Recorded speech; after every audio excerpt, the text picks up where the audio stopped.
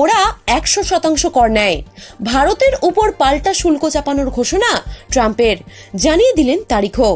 Donald ট্রাম্পের শুল্ক নীতির কোপ থেকে বাদ পড়ল না ভারত।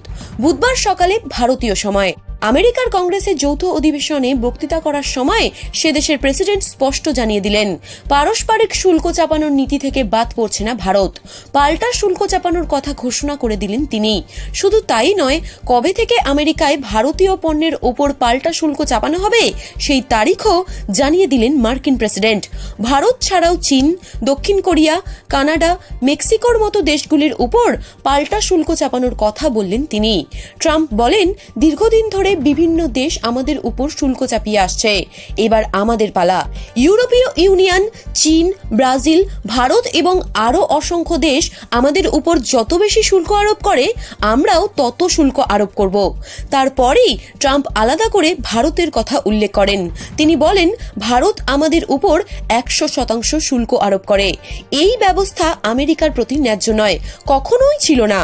ট্রাম্পের ঘোষণা, আমরা আগামী 2 এপ্রিল থেকে পারস্পরিক শুল্ক আরোপ করব। আমি চেয়েছিলাম 1 এপ্রিল থেকে কার্যকর করতে, কিন্তু অনেকে ভাবতে পারেন আমি এপ্রিল ফুল করছি, তাই 2 এপ্রিল থেকে পারস্পরিক শুল্ক চালু করব।